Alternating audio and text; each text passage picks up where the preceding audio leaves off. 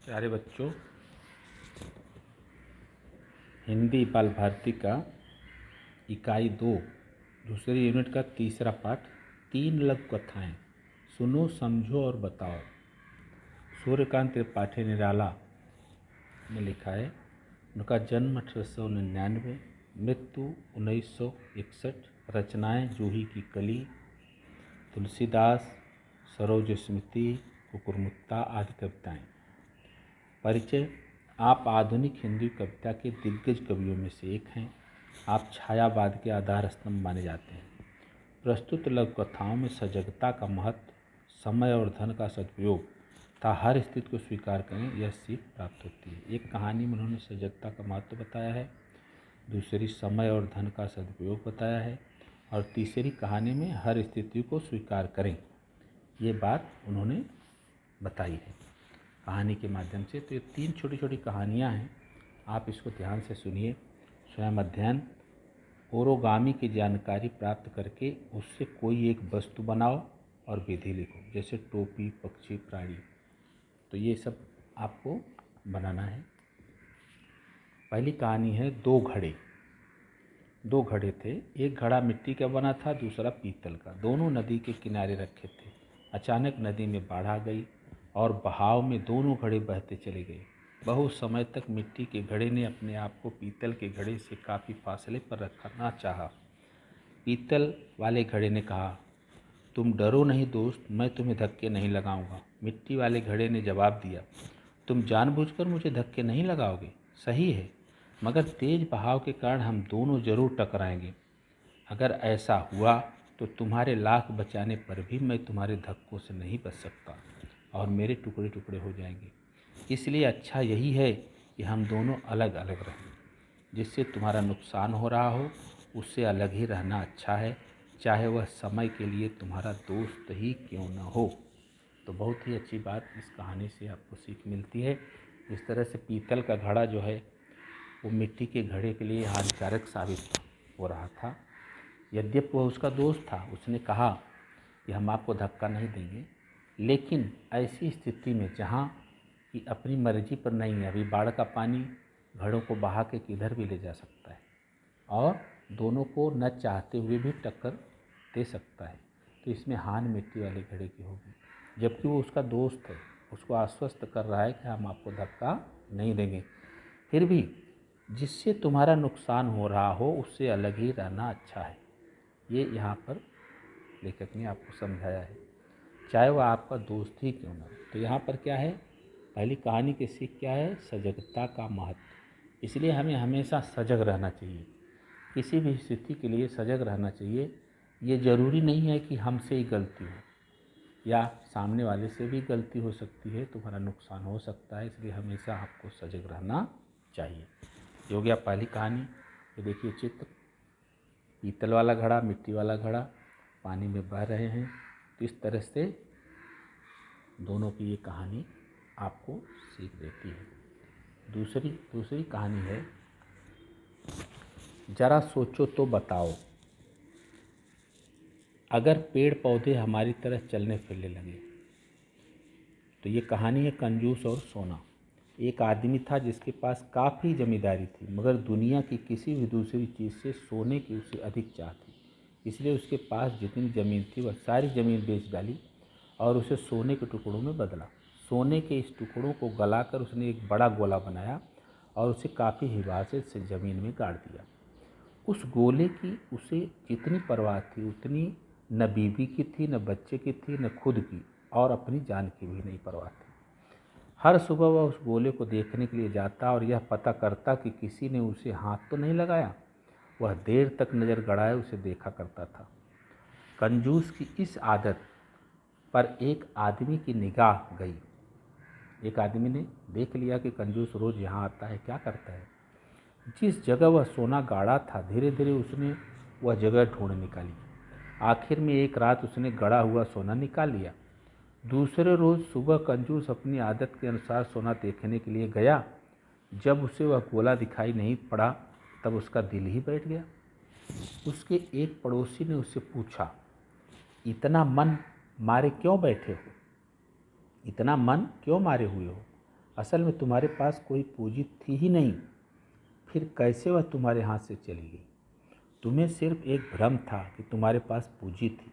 तुम अब भी यह सोच सकते हो कि वह पूंजी तुम्हारे पास है। सोने के उस पीले गोले की जगह उतना ही बड़ा पत्थर का एक टुकड़ा रख दो और सोचते रहो कि वह गोला अब भी मौजूद है। पत्थर का वह टुकड़ा तुम्हारे लिए सोने का गोला ही होगा, क्योंकि उस सोने से तुमने सोने वाला काम नहीं किया। अब तक वह गोला तुम्हारे काम नहीं आया। उससे आंखें सेकने के सिवाय काम लेने की बात कभी तुमने नहीं सोची ही नहीं। यदि आदमी धन का सदुपयोग करे तो उस धन की कोई कीमत नहीं। यदि आदमी धन का सदुपयोग न करे तो उस धन की कोई कीमत नहीं। इस कहानी का सार यही है। जिस तरह से वो कंजूस आदमी सोने को इकट्ठा करना चाहता था और सोने के उसकी आँख से डेली देख करके उसको संतुष्टि मिलती थी, माने वह सोने से इतना प्यार करता था। उतना प्यार न अपनी बीवी से करता था, न बच्चों से करता था, खुद की भी परवाह उतना नहीं करता था इतना सोने की। तो इस प्रकार से उस सोने का क्या उपयोग जो हमारे काम न आए। तो इस कहानी से हमको यही सीख मिलती है, आदमी धन का सदुपयोग न करे। अगर धन का सदुपयोग न हो तो वह धन नहीं होता, उसकी कोई कीमत नहीं। इसलिए हमको एक कहानी से सीख मिलती है कि समय और धन का सदुपयोग हमें करना चाहिए। ठीक है। ये देखिए, ये चित्र देखिए, ये आदमी है और सोना ला करके यहाँ रेत में ज़मीन के नीचे नदी किनारे गाड़ा है। उसको डेली देखता था। जब वो उसका सोना किसी ने ले लिया तो वह रो रहा है। ठीक है। और एक तीसरी कहानी, गधा और मेढक। एक गधा लकड़ी का भारी बोझ लिए जा रहा था। वह एक दलदल में गिर गया। वहाँ मेढकों के बीच से जाने लगा। रेंगता और चिल्लाता हुआ वह इस तरह सांसें भरने लगा जैसे दूसरे ही क्षणों में मर जाएगा। आखिर एक मेढक ने कहा, दोस्त, जब से तुम इस दलदल में गिरे हो तभी से ऐसा ढोंग क्यों रच रहे हो? मैं हैरत में हूँ।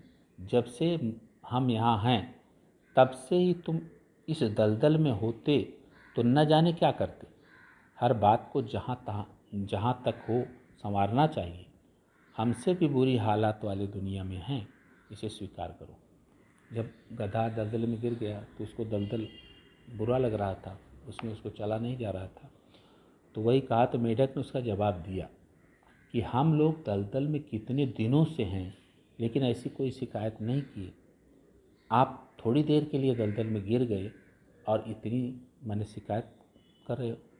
तो हमसे भी खराब हालात में लोग जी रहे हैं, लोग हैं, अपना गुजर बसर दैनिक जीवन बिता रहे हैं।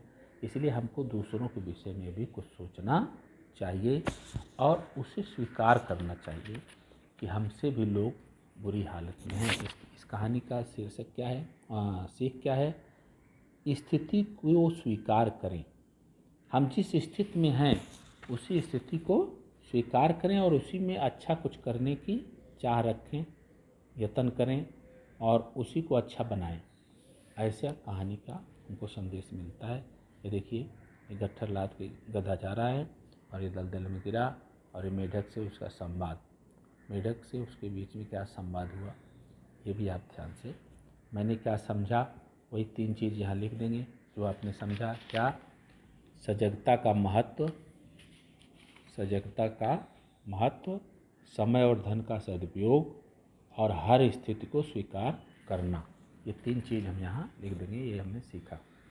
शब्द वाटिका, शब्दों के अर्थ दिए गए हैं, इसको आप ध्यान से पढ़िए। हिफाजत माने सुरक्षा, पूंजी धन संपत्ति, हैरत चकित होना, मुहावरे, दिल बैठना निराश होना।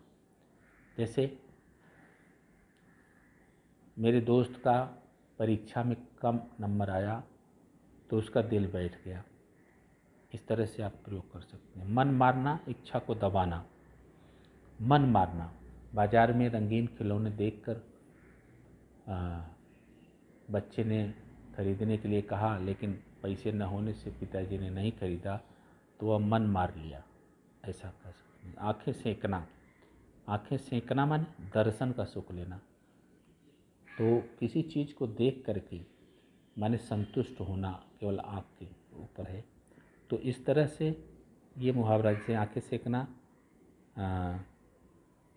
लोग दूसरों की बुराई करते हैं लेकिन कुछ लोग उसमें अपनी आँखें सेकते हैं, या ऐसा कुछ मुहावरे के बहुत सारे वो हैं। आँखें सेकना माने जैसे वो सोने को गोला देख करके वो अपनी आँखें सेका करता था, तो उसी प्रकार से लिखिए,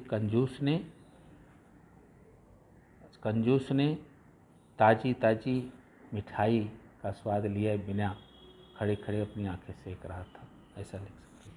अध्ययन कौशल, किसी समाज सेवी महिला के जीवनी का अंश पढ़ो और महत्वपूर्ण घटनाएं मुद्दों में लिखो। तो ये तो बहुत सारी किताबें आप पढ़ेंगे तो उसमें किसी भी समाज सेवी महिला का जीवनी पढ़ना है, उसका जन्म, मृत्यु, उसके कार्य, सामाजिक कार्य लिखना है। सदैव ध्यान में रखो, हर एक का अलग अलग अस्तित्व होता है, सभी चीज़ों का अलग अलग अस्तित्व है, सभी चीज़ें अपने लिए महत्वपूर्ण हैं, हमें कोई चीज़ कम ज़्यादा करके आंकनी नहीं चाहिए। खोजबीन, कॉमिक्स का जनक कौन है, उसे पसंदीदा कॉमिक्स के नामों की सूची बनाओ। सुनो तो जरा, कोई प्रेरक प्रसंग सुनाओ। कोई प्रेरक प्रसंग ऐसा सुनाओ, किसी तुम्हारा दोस्त कोई क्रिकेट में या कहीं भी अच्छा काम किया है, ज़्यादा रन बनाया है, तो उसको प्रेरणा कहाँ से मिली, उसके माँ बाप से, गुरु से, कोच से कैसे मिली, इस तरह प्रसंग आप सुनो। तुम अपने भाई बहन के लिए क्या करते हो बताओ, अपने छोटे भाई बहनों के लिए क्या करते हो, ऐसा आपको बताना है। वाचन जगत से हैरी पॉटर की कोई एक कहानी पढ़ो और किसी अंश का मुखर वाचन करो। हैरी पॉटर की कहानी, हैरी पॉटर बहुत अच्छे उपन्यासकार हैं, इंग्लिश में लिखते हैं। नैतिक मूल्यों पर आधारित सुवचनों का संकलन करो और कॉपी में लिखो। नैतिक मूल्यों पर आधारित सुवचन जो आप कक्षा में रोज़ लिखे जाते हैं सुवचन, जैसे जल ही जीवन है, या हमें अच्छे कर्म करते रहना चाहिए, किसी की परवाह नहीं करना चाहिए, तो इस तरह से हमको सुवचन लिखना चाहिए, कॉपी में लिखना है। एक शब्द में उत्तर लिखो। मिट्टी का घड़ा किस घड़े से दूर रहना चाहता था? मिट्टी का घड़ा पीतल के घड़े से दूर रहना चाहता था। नंबर 2, कंजूस ने सोने के टुकड़े से क्या बनाया? कंजूस ने सोने के टुकड़े से एक बड़ा गोला बनाया। और कंजूस ने सोने के गोले को कहाँ रखा था? कंजूस ने सोने के गोले को नदी के किनारे रेत में गाड़ दिया था। दलदल में कौन गिर गया था? दलदल में गधा गिर गया था। ठीक है।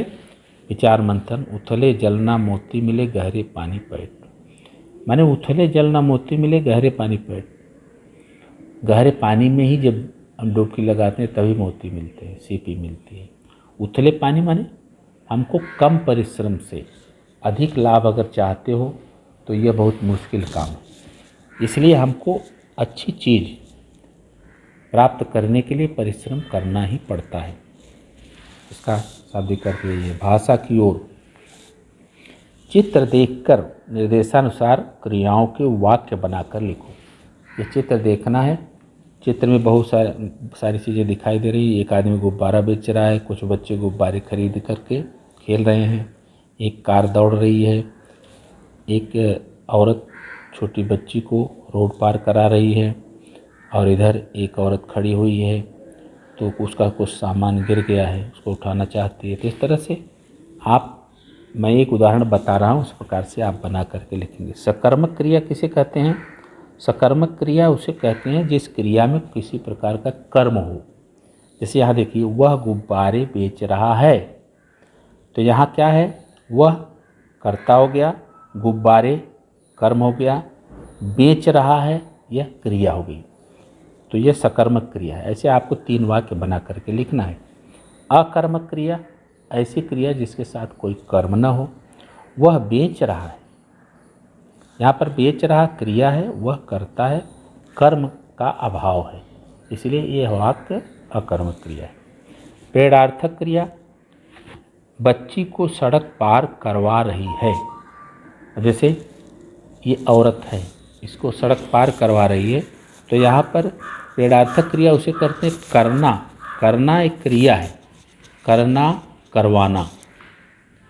जैसे खेलना, खिलाना, कूदना कूदवाना, पढ़ना पढ़वाना, लिखना लिखवाना। तो इस प्रकार की क्रियाओं को हम पेड़ार्थक क्रियाएं कहते हैं। तो यहाँ बच्ची को सड़क पार करवा रही है, करना, ये एक प्रकार की पेड़ार्थक क्रिया। ऐसे आपको 3 वाक्य बनाना है। सहायक क्रिया, बच्चे गुब्बारे से खेल रहे हैं। यहाँ खेलना जो है मुख्य क्रिया है। बच्चे गुब्बारे से खेल रहे हैं, खेलना मुख्य क्रिया है और रहे हैं इस मुख्य क्रिया की सहायता कर रही है। बच्चे गुब्बारे से खेल रहे हैं, खेल रहे हैं।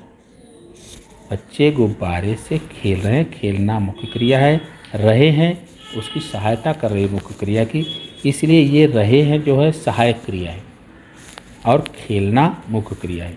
इस प्रकार से और आपको 3 वाक्य बना करके लिखने हैं। धन्यवाद।